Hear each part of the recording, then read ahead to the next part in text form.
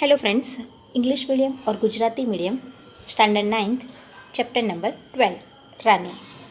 रानी chapter का नाम सुनते ही आपको लगा होगा कि शायद ये किसी राजा की रानी की बात है और उसमें बहुत अच्छी स्टोरी सिर्फ काल्पनिक के आधार पर की गई है। लेकिन यहाँ काल्पनिक या कल्पना नहीं करनी है। जैसे हमारे सामने ही ये सारी घटना घटी है, इस प्रकार महादेवी वर्मा ने बहुत ही भावुकता से और संवेदनशील होने के कारण उसमें से हमेशा प्रेम वर्षा होती रहे, इस प्रकार का वर्णन किया है। महादेवी वर्मा के बारे में हम थोड़ा जान लें, उसके बाद उन्होंने इस चैप्टर में क्या हमें बताने का प्रयत्न किया है वो हम जानेंगे। उनका जन्म सन 1905 ईस्वी में और निधन सन 1583 ईस्वी में माना जाता है।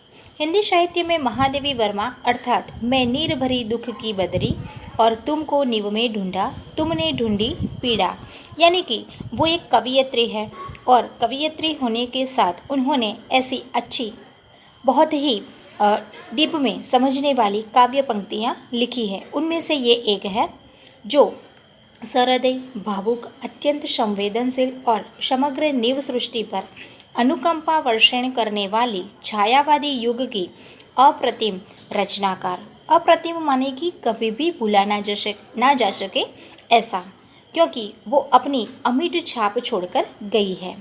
छायावादी युग के 4 स्तंभ गिने जाते हैं, उसमें से प्रसाद, पंत, महादेवी और निराला, इन चारों का नाम लिया जाता है। इनमें अलग अलग उनकी खूबी मानी जाए तो प्रसाद जी सदैव इतिहास का बोध रहा है, जो पंत प्रकृति के कोमल कांत पदावली के रचनाकार के रूप में पहचाने जाते हैं। यानी पंत जी प्रकृति प्रेमी थे, उनकी पदावली में हमेशा प्रकृति की बातें ही रही है। निराला अपनी ओजस्विता और रौद्रता के लिए तो महादेवी धीर, गंभीर, दर्द की दास्तान सुनाने वाली कवियत्री के रूप में पहचानी गई है। अर्थात महादेवी की खूबी ये है कि वो हमेशा धीर, गंभीर और दूसरों के दर्द की दास्तान सुनने वाली है, और वही जो दर्द उन्होंने महसूस किया है वही दर्द को उन्होंने अपनी कविताओं में और अपनी लेखनी पर बनाया है। फर्रुखाबाद उत्तर प्रदेश में जन्मी महादेवी सही अर्थ में एक विदुषी और प्रगल्भा नारी के रूप में समग्र जीवन जी गई। मुख्यतया महादेवी कवियत्री ही नहीं किंतु स्मृति की रेखाएं जैसी रचना के द्वारा उत्तम गद्यकार, रेखा चित्रकार के रूप में अपनी पहचान बनाने में सफल रही है। अर्थात वो कवियत्री तो है, साथ में एक गद्यकार और रेखा चित्रकार भी है, जो उन्होंने उस बारे में अपनी लेखनी चलाई है। प्रयाग महिला विद्यापीठ की प्राचार्य और गुरुकुल के पद पर रहकर शिक्षा के क्षेत्र में आपने अनुपम योगदान दिया। निहार, रश्मि, निर्जा, शांतिगीत, दीपशिखा, अतीत के चलचित्र और स्मृति की रेखाएं आदि आपकी बहुचर्चित एवं लोकप्रिय रचनाएं हैं जो यहाँ बताई गई है। अगर आपको फ्यूचर में टाइम मिलता है तो ये सारी जो लोकप्रिय रचनाएं हैं उसका आप अभ्यास कर सकते हैं। यहाँ रानी नामक एक घोड़ी उनके 2 साथी निक्की और रोजी के साथ आई है। सम्मिलित है कि जिसका बड़ा मार्मिक और भावुकतापूर्ण शैली में चित्र अंकित किया गया है। चित्र अंकित करना यानी कि जब भी हम चैप्टर को सुनेंगे या समझेंगे तो हमें महसूस होगा कि ये हमारे सामने पूरा दृश्य बनता है, हम उनकी कल्पना करने लगेंगे और लगेगा कि ये हमारे जीवन की घटी हुई एक घटना है। इसीलिए तो उनके बारे में कहा गया है कि वो एक अत्यंत संवेदनशील कवियत्री मानी जाती है। उनकी यही एक खूबी थी। प्रयाग महिला विद्यापीठ में प्राचार्य भी वो थी, इसीलिए उस पर यह भी एक अमिट छाप थी शिक्षा क्षेत्र की, और इसलिए शिक्षा क्षेत्र की छाप होने के कारण ही, अनुपम योगदान देने के कारण ही ये उनकी खूबी रही होगी। आगे देखा जाए तो ऐसा लगता है कि यह नेवला और यह कुत्ती, तो यह घोड़ी हमारे सामने ही है। पशु, पंछी और निर्दोष भोले ऐसे प्राणियों के प्रति महादेवी जी का स्नेह और प्रेम छलकता नजर आता है। यानी कि यहाँ रानी चैप्टर में महादेवी वर्मा ने प्राणी प्रेम पर बहुत सारी बातें लिखी हैं। जो प्राणी प्रेमी होंगे उन्हें तो शायद ऐसा लगेगा कि मुझे तो ऐसी घोड़ी रखनी ही है और मैं हमेशा उनके साथ खेलता रहूँगा। चैप्टर की शुरुआत उन्होंने इस प्रकार की है कि लेखिका जो खुद है और जब छोटी थी तब उनकी ये सारी बातें, ये सारी घटना घटी थी, उसको उन्होंने लिखा है और अपने पिताजी से किस प्रकार रानी यानी कि घोड़ी को मांगती है और किस प्रकार उन्हें गिफ्ट के तौर पर पिताजी लेकर देते हैं, इसका बहुत ही सुंदर वर्णन यहाँ मिलता है। देखें तो रियासत होने के कारण इंदौर में शानदार घोड़ों और सवारों का आधिक्य था। यानी कि उस समय जब अभी हमें जो नई कार है, न्यू मॉडल है, वो हमारे पास होती है और हमारी चाह होती है कि यही मॉडल हमें चाहिए, तो उस समय माना जाए तो शानदार घोड़ों का सवार करना आधिक्य, यानी कि उस समय आपके पास अगर घोड़ी या घोड़ा हो और उस पर आप सवार करते हो तो आपका बहुत अच्छा ठाठ जमता है। इसके अतिरिक्त हम अंग्रेजों के बच्चों को छोटे टट्टुओं या सफ़ेद गधों जिसकी जाति के संबंध में रामा ने हमारा ज्ञानवर्धन किया था। ज्ञानवर्धन यानी कि ज्ञान बढ़ाया था, क्योंकि जब बच्चे छोटे होते हैं तब सफ़ेद गधे और जो घोड़े होते हैं वो सेम लगते हैं, उनमें कोई डिफरेंट नहीं लगता है, इसलिए शायद वो हमेशा धोखा खा जाते हैं। गधे को घोड़ा और घोड़े को गधे कहते हैं। तो उस जाति का ज्ञान कराने वाला उनका घर का ही एक सभ्य माना जाता है रामा, उन्होंने किया था। पर घूमते देखते थे। रामा की कहानियों में तो राजा अपराधियों को गधे पर चढ़ाकर देश निकाला देता था। यानी कि उस समय में अगर पनिशमेंट चाहिए तो अगर मिलती है तो, और कहानियों में भी राजा जो होता है हमेशा घोड़ों पर सवार होता है और जो उसको सजा देता है तो गधे पर उल्टा बिठाकर उसका मुंह काला करके देश में से निकाल देते हैं। यही उसके लिए एक सजा थी, पनिशमेंट थी। इन्हें गधों पर बैठकर प्रसन्नता से घूमते देखकर विश्वास करना कठिन था कि इन्हें दंड मिला है। रामा के पास हमारी जिज्ञासा का समाधान था। इन्हें विलायत में गधे पर बैठने का दंड देकर भारत भेजा गया है, क्योंकि वहाँ यह वाहन नहीं है। अर्थात मजाक की बात यह है कि उस समय प्रसन्नता से घूमते देखकर सबसे कठिन कहना ये था कि इसे दंड मिला है, क्योंकि उस समय तो उन्हें ज्ञात था कि गधा क्या है और घोड़ा क्या है। घोड़े पर बैठना, सवार करना मानी ठाठ जमाना, और गधे पर बैठना मानी कि उसको सजा मिलना। तो रामा के पास उनकी जिज्ञासा का समाधान था। अर्थात जब भी कोई उनके मन में प्रश्न उठता था तो वो रामा के पास जाते और वो प्रश्न का समाधान मिल जाता। विलायत से गधे पर बैठने का दंड देकर भारत भेजा जाता था, ये भी एक मजाक था, क्योंकि अगर विलायत से भारत आने के लिए जो वाहन कुछ नहीं था और गधे पर बिठाना सिर्फ यहाँ हास्य के लिए लिया गया है। एक दिन हम तीनों ने बाबूजी को मौखिक स्मृति पत्र मेमोरेंडम दिया कि हमारे पास छोटा घोड़ा न रहना अन्याय की बात है।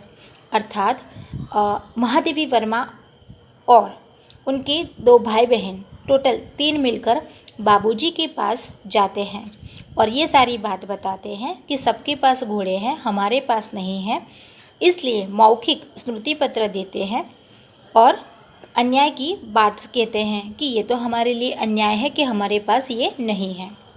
यदि अन्य बच्चों को घोड़े पर बैठने का अधिकार है तो हमें भी यह अधिकार मिलना चाहिए।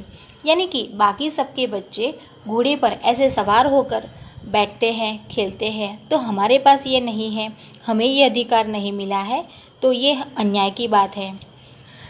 तो उस समय उन्होंने अपने बाबूजी से ये सारी बात बताई। बाबूजी ने हंसते हुए पूछा, सफ़ेद टट्टू पर बैठोगे? यानी कि बाबूजी अभी भी समझते हैं कि हम बहुत छोटे हैं और गधे और घोड़े में फ़र्क नहीं समझते, इसलिए शायद कह दिया कि सफ़ेद टट्टू पर बैठोगे। तुम कहो के साथ ठेठ मठाल के उपरांत मैंने अगुआ होकर गंभीर मुद्रा में उत्तर दिया, सफ़ेद टट्टू तो गधा होता है जिस पर बैठकर सजा दी जाती है। अर्थात मैं सबसे बड़ी थी, यानी कि महादेवी वर्मा जो लेखिका थी। उन्होंने कहा कि किसी को नहीं बैठना है, लेकिन सबसे आगर अपना चेहरा गंभीर कर दिया, मुद्रा मानी कि चेहरा गंभीर कर दिया और उत्तर दिया बाबूजी को कि सफ़ेद टट्टू तो गधा होता है। यानी कि हमें ज्ञात है कि सफ़ेद टट्टू क्या है और घोड़ा क्या है, इसलिए उस पर तो सजा दी जाती है। पता नहीं हमारे ज्ञान के वजस्त्र स्रोत रामा को बाबूजी ने डांटा या नहीं, परंतु कुछ दिन बाद हमने देखा कि एक छोटा सा चॉकलेटी रंग का टट्टू आंगन के पश्चिम वाले बरामदे में बांधा गया था। यानी कि पिताजी ने उस समय नहीं कहा था कि तुम्हें ये मिल जाएगा, लेकिन थोड़े दिनों के बाद जो हमने सोचा था वो बाबूजी ने दे दिया। और जो ज्ञान की बात की थी वो रामा को उस समय तो कुछ नहीं कहा, लेकिन बाद में कुछ कहा होता तो हमें मालूम नहीं। अब चॉकलेटी रंग का जो टट्टू लाए थे वो टट्टू मीन्स की गोड़ी, उसका बच्चा बारात में, यानी कि जो हमारे घर के आसपास की जो ज़मीन होती है और जो दीवार रखी जाती है उसमें जगह करके उसे बांधा गया, क्योंकि स्पेशली उसके लिए तो कोई जगह या घर नहीं था। बरादमा तो घोड़े बांधने के लिए बनाया नहीं गया था, अतः बाहर से टट्टू को लाने के लिए दीवार में एक नया दरवाज़ा लगाया गया। यानी घर के अंदर तो वैसे किस प्रकार से जाते, इसीलिए दीवार में एक नया दरवाज़ा उसके लिए स्पेशल लगाया गया और उसकी मालिश करने तथा खाने पीने घूमने आदि की उसकी देखरेख के लिए छुट्टन नाम का साइस रखा गया। छुट्टन उसका नाम है, साइस माने कि घोड़ा, जो उसकी देखभाल करने वाला व्यक्ति रखा गया, जो समय समय पर उसको मालिश करे, खाने पीने का ध्यान रखे, उसे शाम को घुमाने ले जाए। इसलिए पिताजी ने इसके लिए ये सारी व्यवस्था कर दी। अब तो हम उसे छोटे टट्टू से बहुत प्रभावित और आतंकित हुए, यानी कि जब भी हम उसको देखते तो बहुत प्रभावित हो जाते, क्योंकि वो हमारे घर में आ गया था। हमने तो दूर से ही देखा था, इसलिए शायद हम बहुत ही प्रभावित हुए थे। हमारे तथा हमारे अन्य साथी जीवों के लिए न मकान में कोई परिवर्तन हुआ, न कोई विशेष नौकर रखा गया। अर्थात कि हम जैसे घर में रह रहे थे या हमारी देखभाल के लिए कोई स्पेशली आदमी नहीं था, लेकिन यहाँ घोड़ी टट्टू के लिए तो स्पेशली आदमी रखा गया और उसके लिए एक दरवाज़ा भी बनाया गया। रामा को तो नौकर कहा नहीं जा सकता, क्योंकि वह तो डांटने फटकारने के अतिरिक्त हमारे कान भी खींचता था और हमारी खिड़की तक दरवाजे में परिवर्तन नहीं हो सके, जिससे हम रोजी और निक्की के साथ कूदने के कष्ट से मुक्त हो सके। यानी कि उस समय जो रामा था वो हमारा नौकर था, लेकिन हम उनको नौकर नहीं कह सकते, क्योंकि उस समय वो हमें डांटते थे, फटकारते थे और कभी कभी जो गलती करते थे तो हमारे कान भी खींचते थे। देखा जाए तो हमारे लिए खिड़की और दरवाजे तक देखा जाए तो कोई परिवर्तन नहीं था और सारा दिन रोज़ी और निक्की जो नेवला और बिल्ली के साथ, कुत्ती के साथ खेलना था। बाबूजी से यह सुनकर भी कि वह टट्टू हमारी सवारी के लिए आया है, हम सब 4-5 दिन उससे रुष्ट और अप्रसन्न ही घूमते रहे, परंतु अंत में उससे हमारी मित्रता प्राप्त ही कर ली। रामा से उसका नाम पूछने पर ज्ञात हुआ कि उसे ताज रानी कहकर पुकारा जाता है। ताजमहल का चित्र हमने देखा था और रामा और कल्लू को माँ की सभी कहानियों में रानी के सुख दुख की गाथा सुनते सुनते हम उससे प्रति बड़े श्रद्धेय हो गए थे। ताजमहल जैसे भवन की रानी होने पर भी यह वहाँ की रानी की तरह निकाल दी गई है।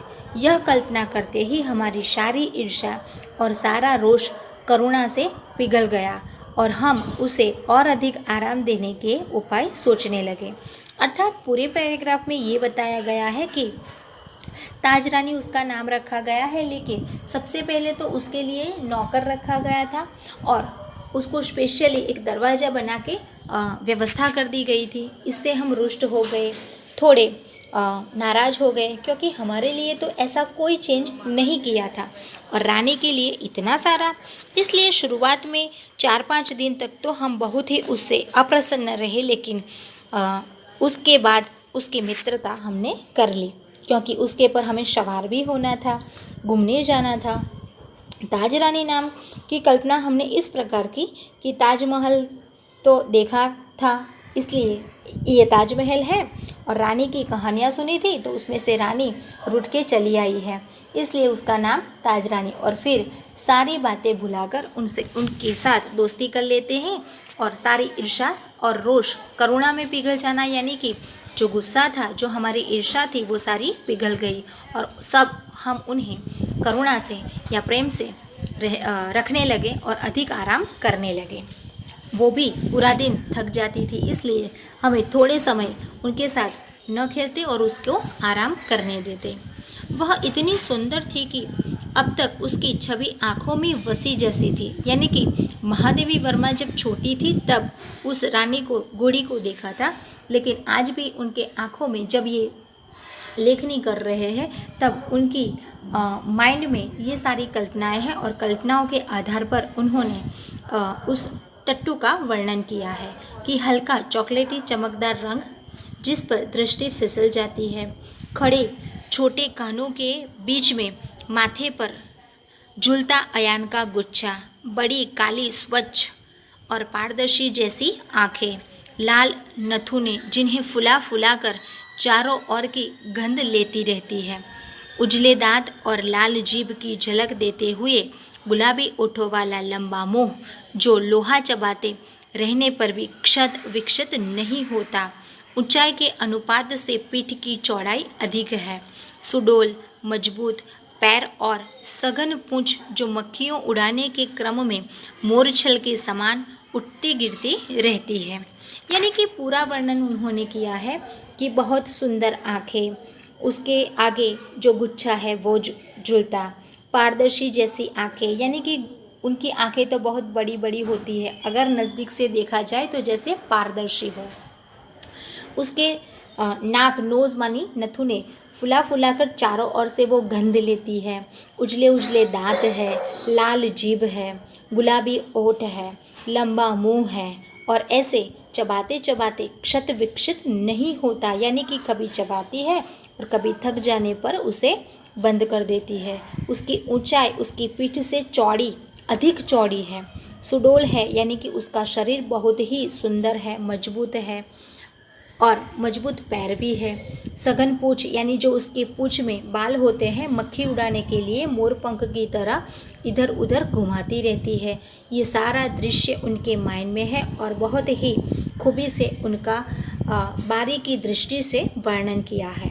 उस समय यह सब समझने की बुद्धि नहीं थी, परंतु इतने दीर्घ काल के दीर्घ माने की बहुत समय के उपरांत भी स्मृतिपट यानी कि उनकी यादों में वो रेखाएं ऐसे उभर आती है जैसे किसी अदृश्य शाही से लिखे अक्षर अग्नि के ताप से प्रत्यक्ष होने लगे। अदृश्य शाही यानी कि हमारे साथ जो बहुत अच्छी घटना होती है पूरे जीवन भर याद रहती है, तो यहाँ जो रानी के साथ बिताया हुआ समय है वो महादेवी कभी भी नहीं भूली, इसलिए जब भी याद करती है उनके स्मृति पट में सारी रेखाएं कल्पनाएं हो जाती है और ऐसे ही हमारे प्रत्यक्ष माने कि हमारे सामने दिखाई देने लगती है। आप भी ऐसी घोड़ी की कल्पना करें और शायद ऐसा सोचें कि हमें भी ऐसी घोड़ी मिल जाए, उड़ती घोड़ी, और हम उस पर उड़ने लगे हवा में, तो उस कल्पना को आप सच में फिर सकते हैं और मज़ा ले सकते हैं। ये एक प्राणी प्रेम ही है। इस लेक्चर में हमने आधा ही पार्ट देखा है। अगले लेक्चर में हम जो बहुत ही खूब जो एक प्राणी है लेकिन किस तरह से फैमिली में रहकर अपनी फ़र्ज़ को अदा करती है इसके बारे में देखेंगे। Thank you.